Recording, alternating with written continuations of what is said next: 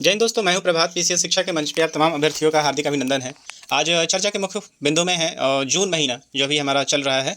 जून जो एडिशन प्रतियोगिता दर्पण का था उसके सेट प्रैक्टिस पे हम लोग काम कर रहे हैं। इसके पहले मैंने करंट अफेयर्स बेस्ड जो सेट प्रैक्टिस था वहाँ दिया था, और आज हम लोग चर्चा करने जा रहे हैं सेट प्रैक्टिस के ऊपर ही। और इस सेट प्रैक्टिस में हम लोग मुख्य रूप से इकोनॉमी पोर्शन का चर्चा करने जा रहे हैं। आप किसी भी एग्जामिनेशन को दे रहे हैं, चाहे आप बिहार पीसीएस को दे रहे हों या आप यूपीएससी को दे रहे हो या किसी भी स्टेट के पीसीएस के लिए दे रहे हो, आपके लिए ये सेशन काफ़ी इंपॉर्टेंट होने वाला है। मैं क्यों ये बात कह रहा हूँ, ये सेशन देखने के बाद आपको खुद पता चल जाएगा और जिस तरीके के कंटेंट को तैयार किया गया है। तो मुझे उम्मीद है कि आपको ये सेशन पसंद आएगा। आइए चलते हैं अपने सेशन की तरफ। और सेशन में आगे बढ़ने से पहले आप सभी को एक बार याद करा दें, यदि आपने चैनल को सब्सक्राइब नहीं किया है तो चैनल को जरूर सब्सक्राइब कर लें, ताकि इस तरह के महत्वपूर्ण अपडेट आपको टाइम टू टाइम मिलते रहें। आइए चलते हैं सेशन की तरफ। बात करते हैं यहाँ पे हम लोग चर्चा करने वाले हैं यहाँ पे टॉप 25 क्वेश्चंस के बारे में। और ये टॉप 25 क्वेश्चंस काफ़ी इंपॉर्टेंट क्वेश्चंस है।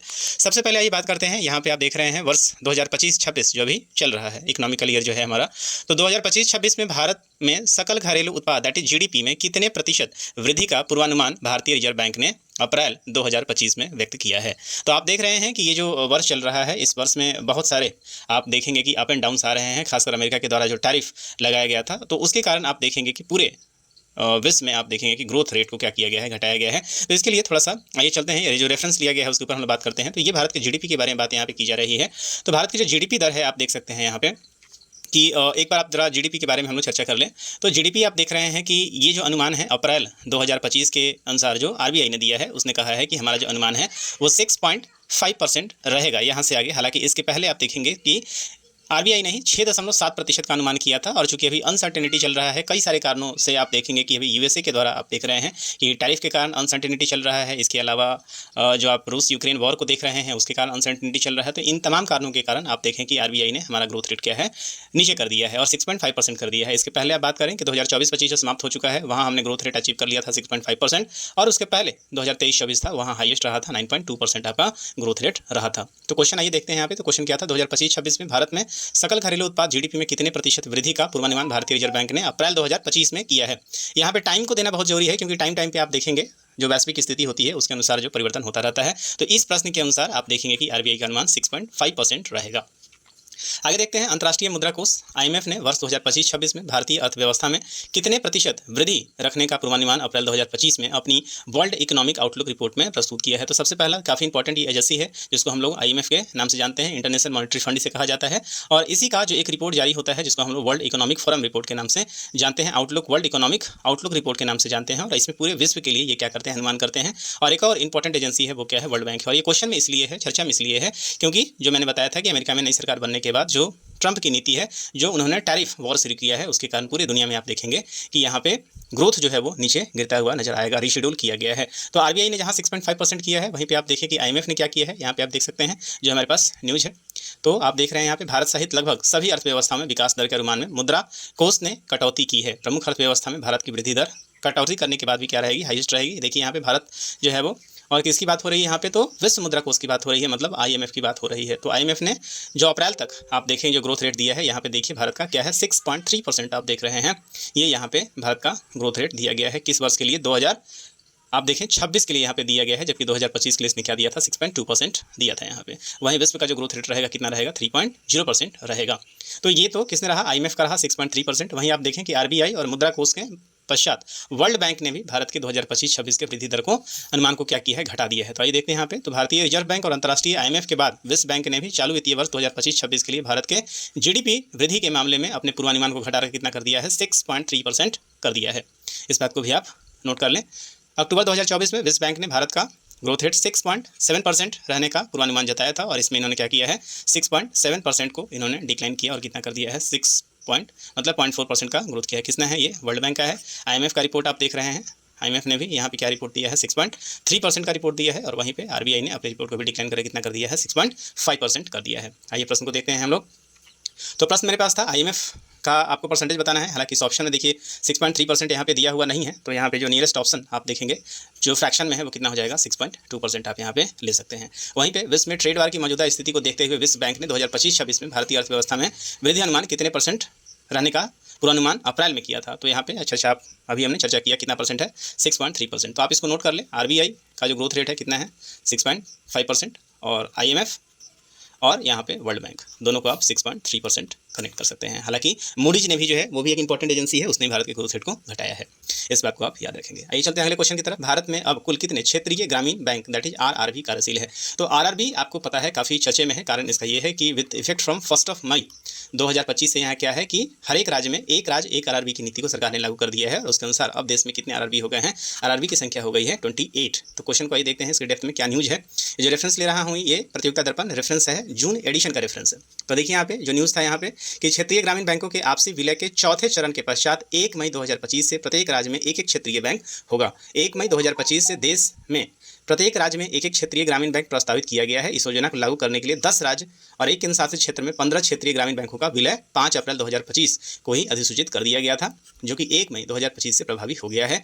इससे 1 मई से देश में क्षेत्रीय ग्रामीण बैंकों की संख्या 43 से मतलब 43 से घटकर कितनी हो गई है? 28 हो गई है। क्षेत्रीय ग्रामीण बैंकों के एकीकरण का ये चौथा चरण था। इस विलय के इस चरण के पूर्व देश में 26 राज्य और 3 केंद्र शासित प्रदेशों में क्षेत्रीय ग्रामीण बैंकों की संख्या कितनी थी?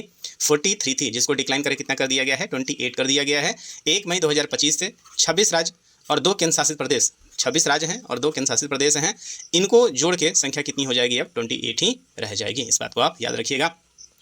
तो बात करें हम लोग आरआरबी की, तो देश में क्षेत्रीय ग्रामीण बैंकों की स्थापना कब हुई थी? तो 2 अक्टूबर 1975 को हुई थी। मोस्ट इंपॉर्टेंट ही फैक्ट है, इसको जरूर याद कर ले। 5 बैंकों की स्थापना के साथ ये बैंक हुई थी। 2004-5 में 196 हुआ था और धीरे धीरे बढ़ते बढ़ते आप देखेंगे इसकी संख्या लगातार बढ़ती चली आई थी। तो याद रखिएगा 2 अक्टूबर 1975 ये इमरजेंसी का टाइम था, आपको याद रखना होगा।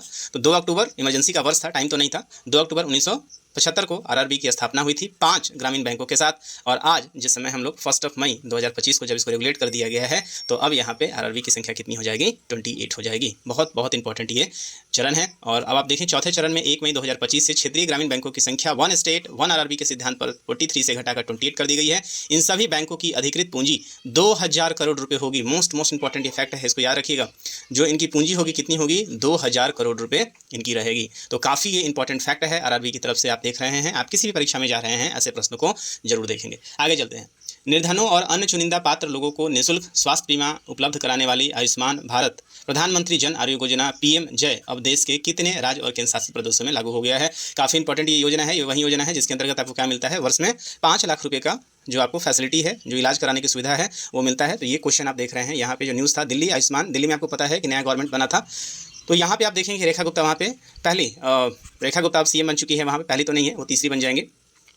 तो दिल्ली आयुष्मान 4th हो जाएंगे मोस्टली। सो दिल्ली आयुष्मान भारत प्रधानमंत्री जन आरोग्य योजना लागू करने वाला देश का कौन सा राज्य बन गया है? 35वां राज्य बन गया है। तो देखिए यहाँ पे क्या बताया जा रहा है कि इसको शुरुआत कब किया गया था? याद रखिएगा सितंबर 2018 में केंद्र सरकार के द्वारा इसे प्रारंभ किया गया था और अप्रैल 2025 से दिल्ली में इसको लागू कर दिया है। दिल्ली में आपको पता है कि आपकी सरकार थी यहाँ पे और उसने इस चीज़ को लागू नहीं किया था। जैसे जैसे देशों में एनडीए की सरकार आई है वहाँ लागू किया गया है। उड़ीसा में भी आप देखेंगे कि लागू नहीं था, वहाँ भी उड़ीसा लागू करने वाला 34वां राज्य बना था, इस बात को याद रखेंगे।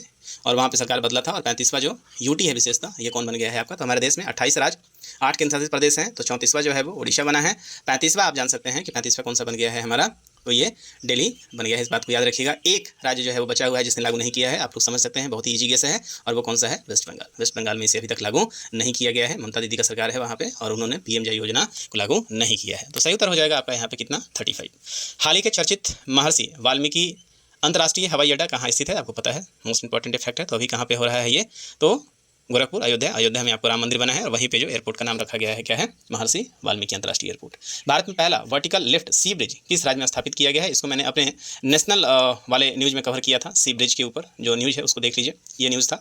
देश के पहले वर्टिकल लिफ्ट सी ब्रिज पंबन ब्रिज का इस्तेमाल अभी हाल फिलहाल में किसके द्वारा स्थापना किया गया है? तो प्रधानमंत्री के द्वारा। तो ये पंबन ब्रिज आप देख सकते हैं कहाँ पे है? तो रामेश्वरम को तमिलनाडु के मुख्य भूमि से जोड़ता है। 2.07 किलोमीटर यह लंबा है। रेल ब्रिज न केवल यात्रियों की सुविधा के लिए बल्कि समुद्री जहाज, और इसमें ऐसी फैसिलिटी है कि ये जब ट्रेन जुड़ जाएगी तो ये ब्रिज क्या है? कनेक्ट हो जाएगी। जो ट्रेन चली जाएगी तो ये खुल जाएगी ताकि ये शिप को जो है यहाँ से क्या कर सके? रास्ता दे सके। यहाँ पे काफ़ी पुराना ब्रिज चल रहा था और अब वो समाप्त हो चुका था। तो इसको आप देख लें कि इसमें क्या व्यवस्था है। तो रामेश्वरम द्वीप को भारत के मुख्य भूमि से जोड़ने वाला नया पंबन ब्रिज रेल ब्रिज के 72.5 मीटर लंबा नेविगेशनल स्पैन है, जो 17 मीटर की ऊंचाई तक उठ सकता है। आप देख रहे हैं 17 मीटर ऊंचाई उठ सकता है और जहाज भी आसानी से यहाँ से गुजर सकता है। नए पंबन ब्रिज का उद्घाटन प्रधानमंत्री के द्वारा 6 अप्रैल 2025 को किया गया था। इस बात को भी आप याद रखेंगे। कुल मिला के 550 करोड़ रुपए का इसके ऊपर खर्च किया है। आरबीएनएल ने इसको बनाया है। 6 अप्रैल को ये उसका उद्घाटन हुआ है। 2019 में आप देखेंगे प्रधानमंत्री जब दूसरे टेन्योर के लिए आए थे तो उन्होंने इसका क्या रखा था? स्टार्टिंग मतलब आधारशिला रखी थी, और जो पुराना पंबन ब्रिज था उसे 1914 ईस्वी में मतलब अपने उसी काल में इसको बनाया गया था, और जो कि अब काफ़ी जर्जर स्थिति में हो चुका था। तो उम्मीद है कि आपको ये पूरा क्वेश्चन जो है वो समझ में आ चुका होगा। सही उत्तर आपका क्या हो जाएगा, कहाँ पे होगा, तो ये पंबन ब्रिज जो है हमारा कहाँ होगा, तो तमिलनाडु में होगा।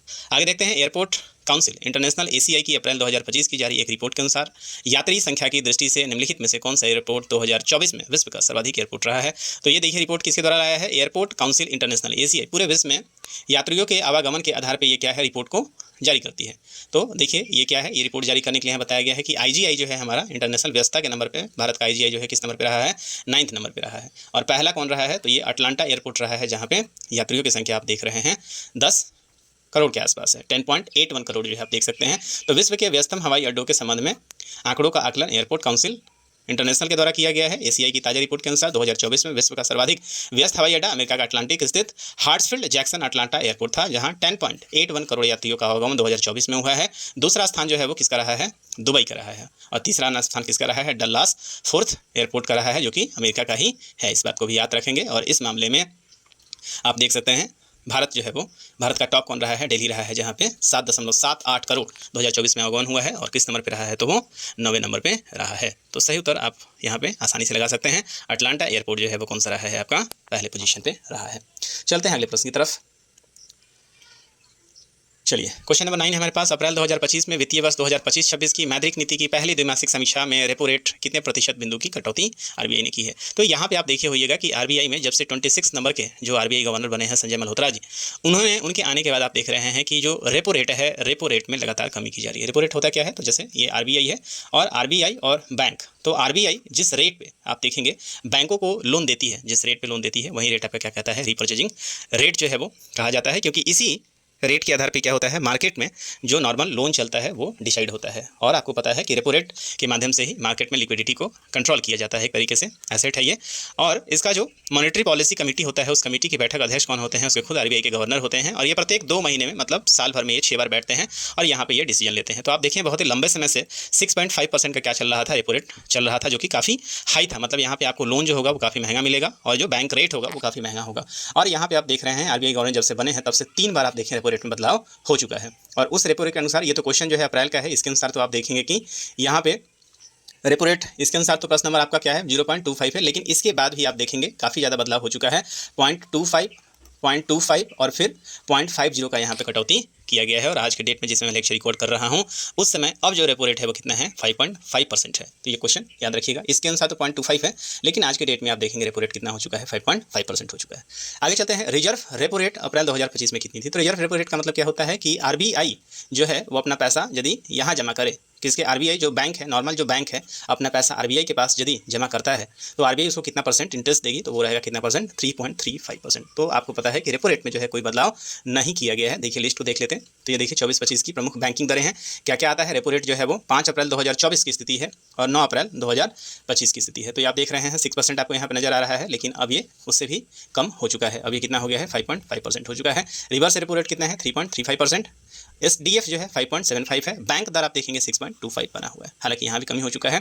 और सीआरआर देखें 4.4, सीआरआर 4% है, और एसएलआर जो है वो 18% है। तो आपके जानने के लिए निश्चित रूप से कम रेपो रेट और रिजर्व जो आपका रिवर्स रेपो रेट है उसको जरूर आप याद करें।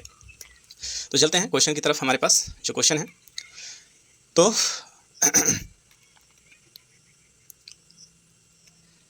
जो क्वेश्चन है हमारे पास 9th नंबर क्वेश्चन की हम लोग यहाँ पे बात कर रहे थे, तो ये हो चुका है, हमारा दोनों क्वेश्चन सॉल्व हो चुका है। आगे देखते हैं, 11 अप्रैल 2025 में संपन्न एक द्विपक्षीय अंतर सरकारी समझौते के तहत Indian institute of management IIM Ahmedabad के कैंपस किस शहर में सितंबर 2025 में स्थापित किया जा रहा है। आपको पता है कि अहमदाबाद में जो है वो क्या है, इंटरनेशनल इंस्टीट्यूट ऑफ मैनेजमेंट है, और इसका एक प्रांगण अब कहाँ स्थापित किया जाएगा, दुबई में स्थापित किया जाएगा। क्यों, ये न्यूज़ में क्यों है, क्योंकि आपको पता है कि अभी हाल फिलहाल में ही आपने नोटिस किया होगा, हाल फिलहाल में ही अभी प्रधानमंत्री जो है वो कहाँ गए थे, आप देखेंगे कि दुबई गए थे। और कब गए थे, तो 8 से 9 अप्रैल के आसपास प्रधानमंत्री जो है वो यूएई गए थे, और वहाँ पे इस चीज़ का क्या है, डिसीजन लिया गया है। आप देख रहे हैं प्रधानमंत्री नरेंद्र मोदी के निमंत्रण पर दुबई के क्राउन प्रिंस शेख हमदान बिन मोहम्मद अल मखतूम, ये एक ही आदमी का नाम है, याद रखिएगा, जो संयुक्त अरब अमीरात के उप प्रधानमंत्री और रक्षा मंत्री हैं, ने भारत की आधिकारिक यात्रा 8 से 9 अप्रैल 2025 को की है। ये यहाँ पे आए थे, करेक्शन, भारत कि इनकी पहली आधिकारिक यात्रा पर उनके देश के परिषद मंत्रियों और उच्च अधिकारियों के साथ यहाँ पे वार्ता हुआ है। और यहाँ पे सबसे इंपॉर्टेंट एक डाटा है कि संयुक्त अरब अमीरात जो कि यूएई है, उसमें 43 लाख भारतीय प्रवासियों में से अधिकांश दुबई में ही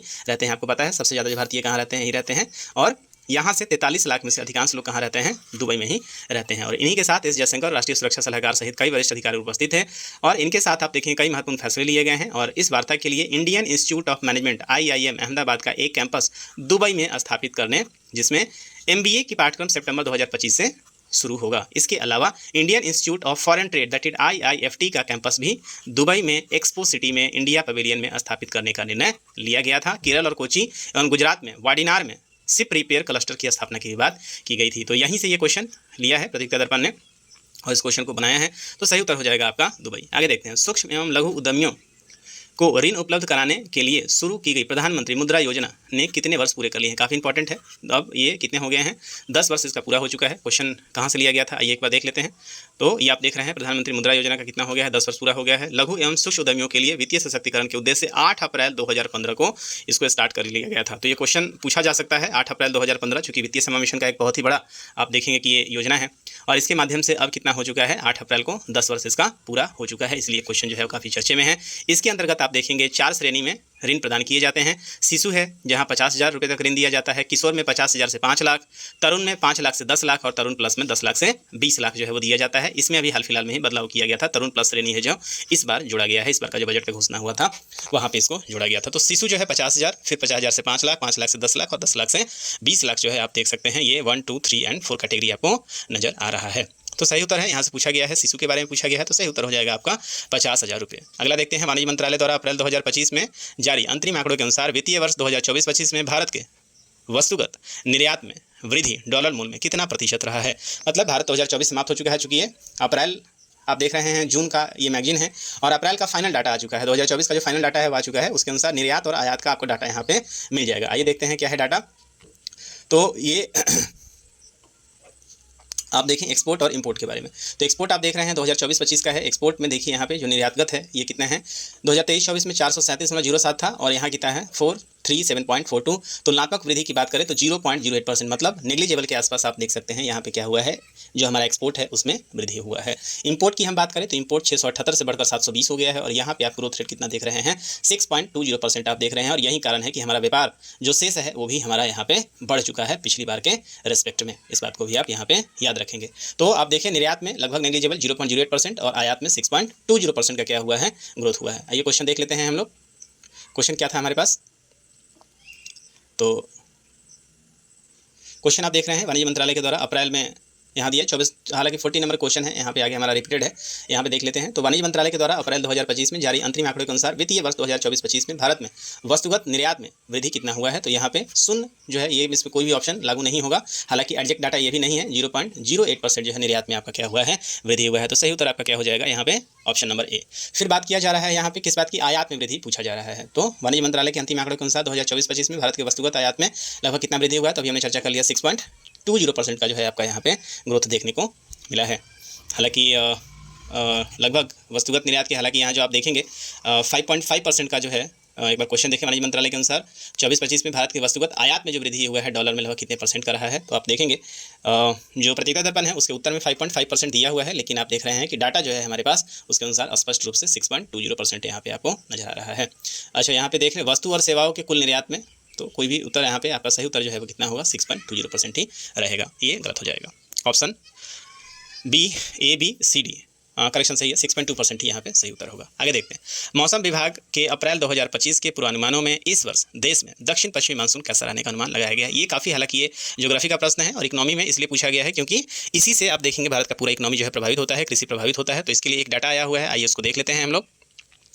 तो मानसून से लेकर आप देखिए एक न्यूज आया हुआ है, 2025 में दक्षिण पश्चिम मानसून सामान्य रहने का मौसम विभाग का अनुमान है। तो चालू वर्ष 2025 में मानसून जून से सितंबर के दौरान देश में दक्षिण पश्चिमी monsoon that is south west monsoon के संबंध में पहले दीर्घकालिक पूर्वानुमान भारत मौसम विभाग IMD ने 15 अप्रैल 2025 को जारी किया है। इसके अनुसार इस वर्ष दीर्घकालिक औसत का यह मानसून सामान्य से अधिक रहेगा, मतलब एभव नॉर्मल रहने वाला है। तो कब कब एभव नॉर्मल कहा जाएगा, या तो संभावना यदि बारिश की दीर्घकालिक औसत मतलब पहले की औसत जो लंबा औसत है उसके रेस्पेक्ट में यदि 90% ही होता है तो उसे क्या कहेंगे, डिफिशिएट कहेंगे, और उसको न्यून कहेंगे या कम कहेंगे। यदि 90 से 96% होता है तो सामान्य से कम कहा जाएगा, 96 से 104% होता है तो उसे नॉर्मल कहा जाता है, और 104 से 110% मतलब पहले से आप देखेंगे 4% या 10% ज़्यादा होता है तो उसको क्या कहेंगे, एबव नॉर्मल कहा जाएगा। और दीर्घकालिक औसत से 110% से अधिक है तो उसको क्या कहा जाता है, एक्सेस कहा जाता है। तो यहीं से क्वेश्चन उठाया गया है। तो इस बार का जो हमारा अनुमान है वो क्या है, एबव नॉर्मल है, दैट इज 104 से 110% के आसपास है। आप देख सकते हैं वर्षा का दीर्घकालिक औसत 868.6 mm है अभी तक।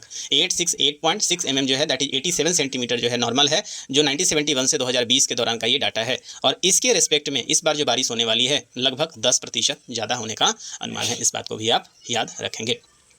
तो ये प्रश्न था यहाँ पे, आसानी से आप इस प्रश्न का उत्तर आप लगा सकते हैं। तो क्या होगा, सही उत्तर हमारा सामान्य से अधिक मतलब 104 से 110 के कैटेगरी के अंतर्गत आएगा। बहुत बहुत बढ़िया ये प्रश्न है और आने वाले किसी समय में पूछा जा सकता है। आगे देखिए, वरिष्ठ बैंकर CS, इसमें एक और चीज़ आप देख सकते हैं, एक और चीज़ जो है ये आप मैप के थ्रू देख सकते हैं। जो हमारे यहाँ जो अनुमान था 1 जून को, ये केरल के तट से होता हुआ आप देख रहे हैं कि जो केरल का जो तट है वहाँ से आप देखेंगे कि कोरोमंडल होते हुए इसको जाना था। और ये 5, 10, 15 जिसमें मैं लेक्चर रिकॉर्ड कर रहा हूँ उसमें मानसून जो है वो 9 दिन पहले भारत में आ चुका है।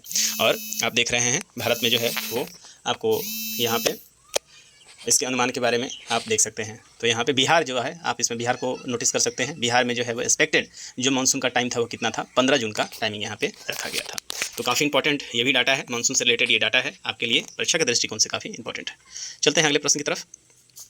वरिष्ठ बैंकर CS सेट्टी को भारतीय बैंक संघ IABA के चेयरमैन मार्च 2025 में चुना गया है। श्री सेट्टी किस बैंक के चेयरमैन और प्रबंध निदेशक हैं? तो ये स्टेट बैंक के चेयरमैन निदेशक थे। और न्यूज़ क्या है आइए देख लेते हैं। तो इनको चुना गया है, आप देख सकते हैं ये हैं भारतीय स्टेट बैंक के चेयरमैन हैं CS सेट्टी, भारतीय बैंक संघ IABA के नए अध्यक्ष बन गए हैं। तो भारतीय स्टेट बैंक के चेयरमैन CS सेट्टी भारतीय बैंक संघ मतलब जितने ही बैंक है भारत में उसके अध्यक्ष बना दिए गए हैं। मार्च 2025 में चुने गए हैं और 28 मार्च को संपन्न किए। पूरा डाटा जो है यहाँ पे आप देख सकते हैं क्या है भारतीय संघ। तो आप देखिए यहाँ पे, तो भारतीय बैंक संघ IABA देश में कार्यरत सभी सार्वजनिक और निजी क्षेत्र में बैंकों, विदेशी बैंकों, सहकारी बैंकों और क्षेत्रीय ग्रामीण बैंकों का प्रतिनिधित्व करने वाला क्या है, एक संगठन है। तो काफ़ी इंपॉर्टेंट है, याद रखिएगा। CS सेट्टी जो है इनका नाम है। ये प्रश्न आपसे पूछा जा सकता है। तो सही उत्तर है भारतीय स्टेट बैंक। भारतीय रिजर्व बैंक के निम्नलिखित में से किसने चौथे डिप्टी गवर्नर के रूप में कार्यभार संभाला है अप्रैल 2025 में? सही उत्तर इनका पूनम गुप्ता है। न्यूज़ क्या था उसको देख लेते हैं हम लोग।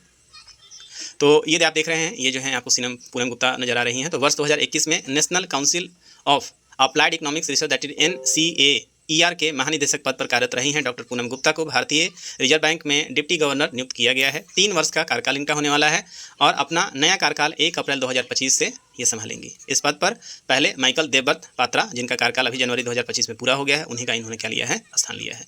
14 वर्ष के अंतराल के पश्चात RBI के डिप्टी गवर्नर पद पर किसकी, महिला को रखा गया है। इस बात को भी आप याद रखेंगे। इंपॉर्टेंट हमारे लिए क्या है यहाँ पे कि डॉक्टर पूनम गुप्ता जो है RBI की चौथी महिला डिप्टी गवर्नर है। और भारतीय रिजर्व बैंक की बात करें तो इसमें डिप्टी गवर्नर के 4 पद होते हैं। एक तो गवर्नर होते हैं और इसके साथ जो है 4 क्या होते हैं, डिप्टी गवर्नर भी यहाँ पे होते हैं। बैंक के 3 अन्य डिप्टी जो गवर्नर हैं, इनके अलावा पूनम गुप्ता के अलावा अभी और कौन कौन है, तो M राजेश्वरन है, TB शंकर हैं और स्वामीनाथन जानकी रमन है। इस बात को भी आप याद रखिएगा। और अभी RBI चर्चे में है क्योंकि RBI का भी क्या हुआ है, 19th जो है वो एनिवर्सरी बनाया गया है। इस बात को भी याद रखिएगा। यंग हिल्टन कमेटी के माध्यम से इसे स्थापित किया गया था और 1 अप्रैल 1935 को इसकी स्थापना हुई थी। पहले इसका हेडक्वार्टर कहाँ होता था, कलकत्ता हुआ करता था, लेकिन आज इसका हेडक्वार्टर कहाँ पे है, मुंबई में है। इसके यदि आप लोगों को देखेंगे तो इसमें ताड़ वृक्ष और बंगाल टाइगर आपको नजर आ जाएगा। काफ़ी इंपॉर्टेंट ये फैक्ट है, इस बात को आप याद रखें। तो ये क्वेश्चन था। चलते हैं अगले क्वेश्चन की तरफ। 19 नंबर क्वेश्चन मेरे पास है। निम्नलिखित में से किस उद्यमी को वर्ष 2025 के लिए लता दीनानाथ मंगेशकर पुरस्कार से अप्रैल 2025 को सम्मानित किया गया था? तो देख लेते हैं न्यूज क्या है। ये है लता दीनानाथ पुरस्कार। तो स्वर सामग्री लता मंगेशकर की स्मृति में मास्टर दीनानाथ मंगेशकर स्मृति प्रतिष्ठान चैरिटेबल ट्रस्ट के द्वारा यह चौथा है। तो सीक्वेंस में कौन सा है, ये चौथा है। और इस बार किसको दिया गया है, तो प्रसिद्ध उद्यमी पद्म विभूषण प्राप्त कुमार मंगलम बिगड़ा जी को दिया गया है। आपको यहाँ पे देख रहे हैं, प्रसिद्ध उद्यमी हैं। 24 अप्रैल 2025 को इनको ये दिया गया था। इस बात को याद रखें। 2022 से इस पुरस्कार को शुरू किया गया था और पहला पुरस्कार किसको दिया गया था, अपने प्रधानमंत्री नरेंद्र मोदी जी को दिया गया था। इस बात को आप याद रखेंगे। और 2023 में इसे किसे दिया गया था, आशा भोसले जी को दिया गया था। 24 में ये अमिताभ बच्चन जी को दिया गया था और इस बार जो है किसको दिया गया है, कुमार मंगलम जी को दिया गया है। तो इस बात को भी याद रखिएगा, काफ़ी इंपॉर्टेंट क्वेश्चन है। सही उत्तर हो जाएगा कुमार मंगलम। वर्ष 2024 के इकोनॉमिक टाइम्स कॉर्पोरेट एक्सीलेंस पुरस्कार के तहत किस उद्यमी को business leader of the year का पुरस्कार 2025 में दिया गया है, कि ये भी काफ़ी इंपॉर्टेंट है। तो देखिए क्या था पूरा ये न्यूज। तो economic times corporate excellence award 2024 उद्योग व्यापार जगत में उत्कृष्टता के लिए इकोनॉमिक टाइम्स के वर्ष 2024 के प्रतिष्ठित कॉर्पोरेट एक्सीलेंस पुरस्कारों का वितरण मार्च 2025 में किया गया है। रेलवे, इलेक्ट्रॉनिक, IT और सूचना प्रसारण मंत्री अश्वनी वैष्णव को रिफॉर्मर ऑफ द ईयर का सम्मान दिया गया है। इस बात को याद रखिएगा। यहाँ पे देखिए business reformer of the year Ashwini Vaishnaw है, अभी आपके क्या है, केंद्रीय मंत्री हैं, रेल मंत्री हैं। ये business leader of the year किसको दिया गया है, कुमार मंगलम जी को दिया गया है। Entrepreneur of the year Piyush Bansal हैं। Business woman of the year most important है ये, विशाखा मूल्य को दिया गया है, आदित्य बिरला कैपिटल की हैं ये। और कंपनी ऑफ द ईयर रहा है Mahindra and Mahindra. Emerging company रहा है जोमेटो। और conscious corporate of the year रहा है ग्रासिम इंडस्ट्रीज। और global Indian of the year रहा है फरीद जकारिया, जो कि एक पत्रकार हैं। Global Indian of the year Fareed Zakaria, नाम याद रखिएगा। तो ये काफ़ी इंपॉर्टेंट आप देखेंगे कि ये पुरस्कार है। तो हमारे लिए क्वेश्चन जो था यहाँ पे कौन पूछा गया था, business leader of the year, तो ये क्या है, कुमार मंगलम जी को। और रिफॉर्मर किसको दिया गया है, तो आप देखें अश्वनी वैष्णव जी को दिया गया है। वाणिज्य मंत्रालय द्वारा अप्रैल 2025 में जारी अंतिम आंकड़ों के अनुसार वित्तीय वर्ष 2024-25 में भारत के सर्वाधिक निर्यात किस देश को हुआ है। तो सर्वाधिक निर्यात की बात यहाँ पे पूछी जा रही है, मतलब भारत ने सबसे ज़्यादा अपना जो है वो एक्सपोर्ट किसको किया है। तो एक्सपोर्ट के मामले में आप देखेंगे सबसे ज़्यादा भारत ने एक्सपोर्ट किसको किया है, तो अमेरिका को किया है, इस बात को याद रखिएगा। फिर वहीं पर देखें आप, वाणिज्य मंत्रालय के उपयुक्त अंतिम आंकड़ों के अनुसार 2024-25 में भारत में सर्वाधिक आयात किसको किया है भारत ने। तो भारत ने सर्वाधिक आयात कहाँ से किया है, बट नेचुरल है, आप जानते हैं चीन से किया गया है। ये क्वेश्चन कहाँ से लिया गया है, इसको भी आप देख लें।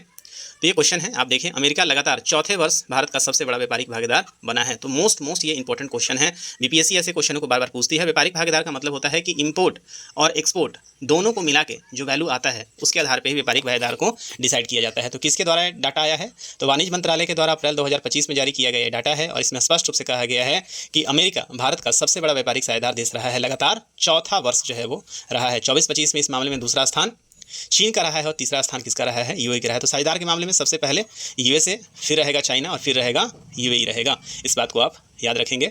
तो आप देख रहे हैं यहाँ पे डाटा है, व्यापार जो रहा है 131.84 अरब डॉलर का रहा है, जिसमें पहले से 10.72 का जो है वो ग्रोथ देखने को मिला है। किसके साथ, अमेरिका के पास। चाइना के साथ देखिए कितना रहा है ग्रोथ, तो चाइना के साथ जो हमारा ग्रोथ, जो हमारा व्यापार रहा है कितना है, 101.73 डॉलर का रहा है, इस बात को याद रखिएगा। 23-24 में 24-25 में 113.45 का रहा है। और अमेरिका के साथ कितना रहा है, 131.84। चाइना के साथ रहा है 113.45। लेकिन अंतर कहाँ है, सबसे ज़्यादा अंतर है अमेरिका के साथ जो है आप क्या है, सबसे ज़्यादा यहाँ पे आंकड़ों के अनुसार भारत से अमेरिका के लिए कुल निर्यात रहा है 77.52, जो 11.6% बढ़ा है। 24-25 में 86.51 डॉलर का हो गया था। यहाँ पे भारत जो है वो क्या रहा है, व्यापार अधिशेष में रहता है। देखिए, भारत अमेरिका व्यापार के मामले में व्यापार संतुलन 23-24 में 35.52 अरब डॉलर भारत के पक्ष में था और 24-25 में ये 41.1 डॉलर भारत के पक्ष में है। मतलब यहाँ पे हम क्या कर रहे हैं, एक्सपोर्ट ज़्यादा कर रहे हैं, इंपोर्ट कम कर रहे हैं। वहीं चाइना के साथ आप देखेंगे कि 99.2 डॉलर का जो है हमारे पास व्यापार क्या है, घाटा है। तो लगभग 100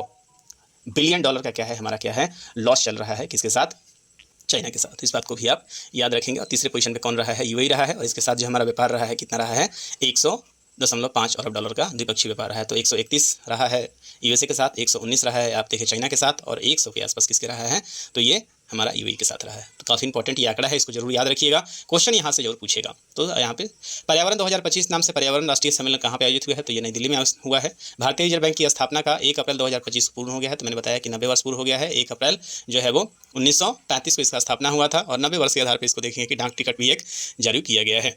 इस बात को भी आप याद रखें। भारतीय रिजर्व बैंक के 90वीं वर्षगांठ के समापन पर विशेष डाक टिकट जो है जारी किया गया है। 1 अप्रैल 2025 को मुंबई के एक आकर में जारी किया गया। 5 रुपये अंकित मूल्य के इस डाक टिकट ये जारी किया गया है, इसका दाम कितना है, 5 रुपये है। 90 वर्ष हो गया था। और मुख्यालय के साथ साथ इसका प्रतीक चिन्ह लोगो पे देखेंगे क्या लिखा हुआ है, तो स्थिरता, विश्वास और विकास, स्टेबिलिटी, ट्रस्ट एंड ग्रोथ, ये आप देख रहे हैं, स्टेबिलिटी, ट्रस्ट एंड ग्रोथ रहा है। बात करें यहाँ पे भारतीय रिजर्व बैंक की, तो स्थापना 1 अप्रैल 1935 को हुआ था। 90 वर्ष हो चुका है।